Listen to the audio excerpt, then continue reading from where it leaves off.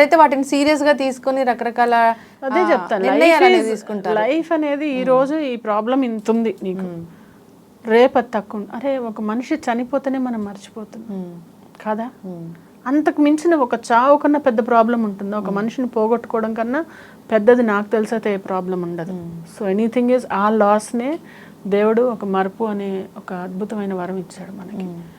అదే నువ్వు మర్చిపోయినప్పుడు ఈ ప్రాబ్లమ్స్ ఎంత, you will pass this to this all are passing clouds లాగా, అంటే వెళ్ళిపోతాయి. నువ్వు దీని గురించి ఒక 4 నెలల తర్వాత ఆలోచిస్తే ఎంత చిన్న విషయానికి నేను ఇంత ఆలోచించానా అనిపిస్తుంది. అంటే ఒక రోజు బాగా మదన్ బడి ఏడ్చేసిన రోజుల్లో కొన్ని రోజుల తర్వాత దానికి ఏంటి అంత ఏడ్చాను నేను అని నాకే అనిపిస్తుంది. ఒక సందర్భంలో దేనికో ఎంత వెక్కిలు పెట్టి ఏడ్చి ఇలా అయింది అలా అయిందని చెప్పి అనుకోండి, తర్వాత నవ్వుకున్నా నేను ఆ విషయం గురించి.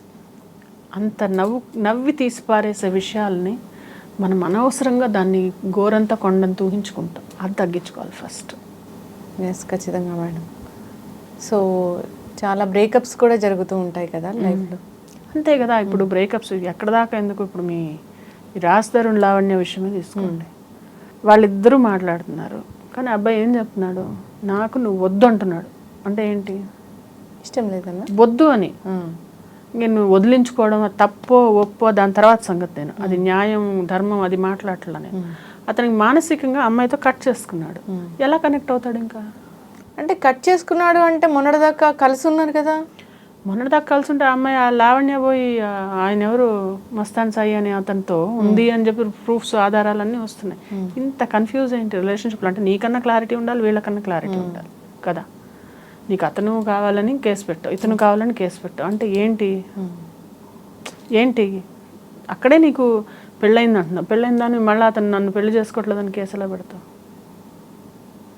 పెడతావు? కరెక్ట్ కాదు కదా. నువ్వంత డెడికేటెడ్గా ఇతనితోనే ఉంటే మరి అదేంటి, పోనీ అతనితో ఉంటే మరి ఇతను ఎందుకు? అంటే ఏంటి అక్కడ నీకు ఏదో బొమ్మలాట కాదు కదా. అవును, ఇట్స్ నాట్ చాలా అవును లైఫ్. సరైన గైడెన్స్ లేక అంతే. నేను ఆ అమ్మాయిని తప్పుపట్టను, ఇతన్ని తప్పుపట్టను, ఇతను మానసికంగా నాకు ఇంకా భరించలేను అంటున్నాడు. ఏముందో అంటే ఇంకా వద్దు అనుకున్నాక ఎవరు ఉండలేరు. నువ్వు నాకు ఇతనే కావాలి, ఇతని కోసం న్యాయ పోరాటం చేస్తా, నిరాహార దీక్ష చేస్తా, సూసైడ్ చేసుకుంటా, ఇన్ని రకరకాలుగా విధాలుగా బెదిరించి ఆ మనిషిని పెట్టుకున్న ఆ మనిషి ఏదో గుర్రాన్ని నీళ్ళ దాకా తీసుకెళ్తాం, నీళ్ళు తాగిపించగలం. అవును. సో అంతే, అది మూవ్ ఆన్ అయిపోవాలి అంతే. అంటే నాకు తెలిసింది ఏంటంటే, ఎవరన్నా ఇద్దరు ఏమంటారు అన్నదమ్ములే ఒకళ్ళొకళ్ళు అదే భార్య భర్తలే విడిపోతున్నారు. నువ్వు పెళ్ళే చేసుకోలేదు, ఎలా ఉంటుంది బంధం? వద్దు అనుకున్న బంధం ఉండదు అంతే. వద్దు అంటే నో అని అమితాబ్ బచ్చన్ చెప్పాడు చూడండి. No means no, either from girl side or boy side. Boy no అని చెప్తున్నాడు అంతే, క్లియర్. ఇప్పుడు అమ్మాయి ఇన్ని కేసులు పెట్టినా ఎన్ని జరిగిపోయి, మరి ఆ రోజు ఎందుకు రాలేదు నువ్వు? ఆ రోజు నీకు అన్యాయం జరిగింది, ఆ రోజు లేవాలి నువ్వు, ఆ రోజు మాట్లాడాలి. ఈరోజు మాల్వితో ఇదో అంటున్నాం, అవంతా మనం ఆగం చేసుకోవడమే అదంతా నాకు తెలిసి. సో మెచ్యూరిటీతో ఆలోచించి అందరినీ కూర్చోబెట్టుకొని, నీకు డబ్బులు తీసుకున్నాడా డబ్బులు కట్టిపించుకో. ఓకే, నీ ఎమోషన్స్ నువ్వు నన్ను వాడుకున్నా అంటే తను వాడబడ్డాడు. ఇద్దరు 2 చేతులు కలిస్తే చెప్పలేదు, ఇద్దరు కలిసి ఉన్నారు. ఇప్పుడు అతను వద్దని వెళ్ళిపోయాడు. సో జరిగిపోయింది, గతం గతః అనుకొని మూవ్ ఆన్ అయిపోతే అట్లీస్ట్ ఇప్పుడన్నా అమ్మాయి కొంచెం మంచి లైఫ్ లీడ్ అవ్వాలి, ఇతనన్నా మంచి లైఫ్ లీడ్ అవ్వాలి. అంతేగాని ఒకళ్ళ మీద బురద జల్లుకోవడం వల్ల ఇద్దరు చేతులకి బురద అవుతుంది, ఒంటి మీద బురద. అవును. సో అది ఎగ్జాక్ట్ బ్రేకప్స్ అంటే నాకు గుర్తొచ్చి మాట్లాడుతున్నాను. జనరల్గా కూడా బ్రేకప్స్, సో అప్పటి వరకు కలిసి ఉంటారు, అప్పుడు ఎందుకు ఇష్టం అవుతుందో తెలీదు, తర్వాత ఎందుకు ఇష్టం ఉండకుండా వెళ్ళిపోతుందో తెలీదు. సో అసలు that's a very sensitive matter. So ఎవరైనా కానీ and also it's become like easily available ఉన్నది ఏది నీకు ఎలా అవుతుందంటే, నువ్వు ఈజీగా అవైలబుల్ ఉందనుకో దాని విలువ ఉండదు. ఒకప్పుడు మా అప్పుడు ఏంటి, ఫోన్ నెంబర్ కాదు కదా అసలు, మనిషి మొహం చూడడానికే అదే అసలు అంత ట్యాబు ఉండేది, అంటే భయం ఉండేది. అదొకటి ఉండేది, ఒక కట్టుబాటు ఉండేది. ఇప్పుడు ఆ కట్టుబాటు ఏది సమాజంలో? ఎవరన్నా జస్ట్ ఫోన్ కాల్, ఫోన్లో మాట్లాడాలన్నా మెసేజ్లు చేసుకుని ఎవ్రీథింగ్ ఈజ్ ఈజీ. అవును. ఈ రోజు ఫోన్ చేతిలో ఉంది, ఆ నెక్స్ట్ డే చేతిలో ఆ పిల్ల ఉంటుంది, లేకపోతే ఆ పిల్లాడు ఉంటున్నాడు. So it's so easy. Blackmail చేసేంత వరకు కూడా వెళ్తున్నాయి. అంటే వాళ్ళన్నా జాగ్రత్త పడాలి. ఇప్పుడు అమ్మాయిలు ఉన్నారు, అబ్బాయిలు, వాళ్ళు వెళ్ళినప్పుడు ఏదో కెమెరాలు అవన్నీ ఎందుకు అసలు ఆ కెమెరాలో రికార్డులు చేసుకోవడం, ఫోటోలు అంటే మనము కొంచెము అలర్ట్గా ఉండాలి. ఎనీబడి హూజ్ అ స్ట్రేంజర్, నీకు తెలిసిన వ్యక్తి కాకపోతే కొంచెం అలర్ట్గా ఉండాలి.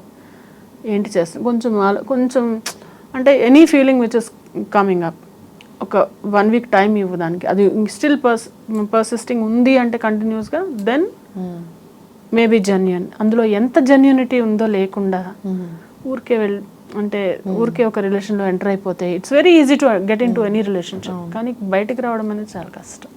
చాలా రకరకాలుగా ఎలా అంటే, సో జనరల్గా ఈ అంటే అమ్మాయిలు అంటే చాలా సున్నితమైన మనసు ఉంటుంది. సో అదొక ఆరా అనేది ఉంటుంది. నో సారీ, అమ్మాయి అబ్బాయి ఇద్దరు ఈక్వల్. ఇప్పుడు ఇన్ఫ్యాక్ట్ అబ్బాయిలు చాలా జాగ్రత్తగా ఉంటున్నారు, అబ్బాయిలు చాలా భయపడిపోతున్నారు మాట్లాడాలంటే, అబ్బాయిలు చాలా ఇదిగా ఉంటున్నారు. అమ్మాయిలు ఐ డోంట్ థింక్ సో. అంటే నాకు అమ్మాయి లేదని కాదు, నాకు ఇద్దరు అబ్బాయిలే, వాళ్ళిద్దరు ఏం గోత్రూ అవుతారో నాకు తెలుసు. అమ్మాయిలు చాలా బ్లాక్మెయిల్ చేస్తున్నారు, వీడియోస్ పెట్టుకొని చాలా బ్లాక్మెయిల్. మా బాబుకి ఒక అమ్మాయి వాళ్ళ కాలేజ్లో అమ్మాయి ఎన్ని మెసేజ్లు, నేను చూడాలనుంది, నువ్వు ఇప్పుడు రా అని 2ంటికి మెసేజ్ పెడితే నిద్రపోయాడు వాడు. నేను చేస్తాను ఒకసారి కాల్, ఏంటమ్మా మెసేజ్ పెడుతున్నావు, 2ంటికి చూడాలంటే వాడు అర్ధరాత్రి బండి వేసుకుని వస్తే బయట పోలీసులు పట్టుకుంటే నువ్వు బాధ్యత చేసుకున్నావు అని టక్కని ఫోన్ పెట్టేసాను. పొద్దున వీడికి క్లాస్ అంట, నీ ఫోన్ లాక్ పెట్టుకోవా, మీ మమ్మీ నాతో ఎలా మాట్లాడుతుంది. అప్పుడే ఎంత పెద్ద అయిపోయారు మిర్చి మాధవి గారు మీరు. అంటే కాదు, అత్తగారి క్యారెక్టర్ వచ్చేసింది ఏంటి? అవును, అంటే లేదు, this is very long back. అంటే నేను అనేది ఎట్లా ఉన్నారంటే అమ్మాయిలు, మా అపార్ట్మెంట్లోనే ఆపోజిట్ అపార్ట్మెంట్లో 2 అబ్బాయిలు ఉంటారు, ఇటు పక్కన ఒక 2 అమ్మాయిలు ఉంటారు. వీళ్ళు రాత్రి 10-10:30 అప్పుడు వేరే ఇంట్లో ఎక్కడో పైన టెర్రస్కి వెళ్ళిపోయి తెల్లారి 3-4 వరకు ఉండి కిందకి రావడం ప్రతిరోజు. ఇలాంటిది ఒక 3-4 months నుంచి జరిగి తర్వాత బయటపడి నాన్నరచ్చ అబ్బాయి వాళ్ళు వచ్చి తలబాగలు కొట్టి ఏదో అబ్బాయిని చచ్చెట్టు కొట్టారు. అమ్మాయిలు బాగానే ఉన్నారు. ఏమంటావు దీన్ని? తప్పు ఇద్దరిది. సమాజంకి వెళ్తే ఎట్లా ఉందంటే అసలు ఇలా ఉలిక్కిపాట తప్పితే ఇంకోటి లేదు. భయం కూడా కాదు, ఇదేంటి ఇది ఇలా కూడా జరుగుతుందో, ఇదేంటి అసలు వినలేదన్నట్టు అలా ఉన్నాయి. కానీ మైనర్స్ అంటున్నారు, అబ్బాయిలు మైనర్ లాగా బిహేవ్ చేయట్లేదు. సో మొన్న కర్నూలులో చాలా దారుణమైన ఘటన జరిగింది. అలాంటి తలుచుకుంటే అబ్బాయిల్ని ఎలా పెంచుతున్నారు అసలు తల్లిదండ్రులు? తల్లి ఖచ్చితంగా ఏం చెప్పి పెంచితే వీళ్ళు మంచిగా ఉంటారు? కాదు లక్ష్మి, నేను ఒకటి అడుగుతాను, ఏ అమ్మాయికి ఏ అబ్బాయికి ఎవరు నూరి పోస్తారు, నువ్వు వెళ్ళి పని చెయ్యి, నువ్వు వెళ్ళి దొంగతనం చెయ్యి, నువ్వు వెళ్ళి లంగా పని చెయ్యి అని ఎవరు చెప్పరు ఎవరికి. వాళ్ళు అలా తయారవుతున్నారు బికాస్ ఆఫ్ ది వాళ్ళ సర్కిల్. ఇప్పుడు బయటకు అడుగు పెట్టిన తర్వాత వాళ్ళు ఎక్కడికి వెళ్తున్నారు అనేది మనం కాచలేం. వాళ్ళు ఎవరితో మాట్లాడుతున్నారు, ఎవరి ఇన్ఫ్లుయెన్స్ ఉంటుంది వాళ్ళ మీద అనేది మనం చెప్పలేం. సో దానివల్ల ఇవన్నీ జరుగుతున్నాయి. అంటే ఎలాంటి మార్పు రావాలి? అంటే టెక్నాలజీ పరంగా మనం అభివృద్ధి చెందుతూ ఉన్నాము, దాన్ని మనం ఆపలేము. అభివృద్ధి అనేది ఖచ్చితంగా వాళ్ళు రియలైజ్ అవ్వకపోతే వాళ్ళ లైఫ్లో వాళ్ళే భ్రష్టు పడతారు. ఇప్పుడు తల్లిదండ్రులు చెప్తున్నారు, ఇప్పుడు కాలేజ్లో ఎక్కడన్నా టీచర్స్ అందరూ మొత్తుకునేది ఏంటంటే పిల్లలు చేజారిపోతున్నారు, పిల్లలు మాట వినట్లు అసలు వాళ్ళకి. సో వాళ్ళకి చాలా యంగ్ ఏజ్లో వాళ్ళకి ఏం చెప్పాలంటే లైఫ్ అనేది అవగాహన రావాలి. ఈ క్రూషియల్ ఏజ్ ఏదైతే ఉందో, ఏది ఒక 12 ఏళ్ల నుంచి 17 ఏళ్ళు 18 ఏళ్ల వరకు, ఈ 6 yearsలో వాళ్ళు ఎంతో కృషి చేసి పైకి వెళ్తారా లేకుంటే అధోగతికి వెళ్తారా అనేది డిసైడ్ చేస్తుంది.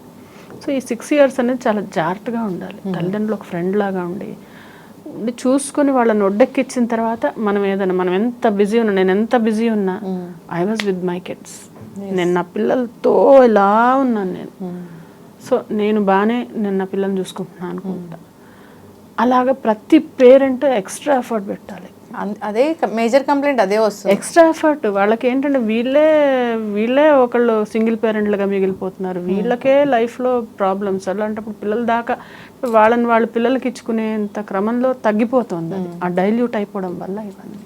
సో సో జాగ్రత్తగా పెంచుకోవాలి, సమాజానికి ఉపయోగపడేలాగే అది పెంచుకోవాలి. కాకపోయినా నీకు నువ్వు మానిటర్ చేస్తూ ఉండాలి. అవును, అంటే మనకు మనం అంటే పిల్ల ఎవరైతే ఉన్నారో వాళ్ళకి వాళ్ళు ఇప్పుడు ఈరోజు నువ్వు నీ కాళ్ళ మీద నిలబడ్డావు, you are doing for your family, ఏదైనా వచ్చింది ఫ్యామిలీకి అయితే ఎక్కడ పెడతావు చెప్పు. ఫ్యామిలీని వృద్ధిలోకి తెస్తున్నావు, నువ్వు కూడా ఇంప్రూవ్ అవుతున్నావు. నేను ఎప్పుడు చూసాను అప్పటి నుంచి like you improved because you worked on your self. నేను ఎలా వచ్చాను, నేను కూడా ఏ బ్యాక్గ్రౌండ్ లేకుండా వచ్చాను, నేను ఏదో ఇంతో అంతో చేసుకుంటూ వస్తున్నానంటే నన్ను నేను అలాగా కండక్ట్ చేసుకున్నా. సో అది ఎవరికి వాళ్ళు కండక్ట్ చేసుకోవాలి. ఎస్, అంతేగాని షార్ట్ కట్లో డబ్బులు రావాలి, ఇట్లా చిటికేస్తే అమ్మాయిలు రావాలి అబ్బాయిలు రావాలంటే అవన్నీ తాత్కాలికం. ఎవ్రీథింగ్ ఈ short cut money, betting money, sex, boy friends, girl friends, మందు, ఇవన్నీ టెంపరీ. మీకు టెంపరీ అంటే తాత్కాలికమైన సుఖాలు అనేవి అప్పటి మందమే. బెట్టింగ్ యాప్స్ కూడా యూత్ ని చాలా అదే అప్పటి వరకే. ఇవన్నీ వీటి వల్ల యూత్ ఎంత పాడైపోయి నాశనం అవుతుంటే అది ఎవరు వాళ్ళే తెలుసుకోవాలి అంటున్నా. వాళ్ళే తెలుసుకోవాలి. వాళ్ళకి తెలుసుకోకపోతే ఎవరు చెప్పినా రాదు, ఎవరు చెప్పినా ఎక్కదు.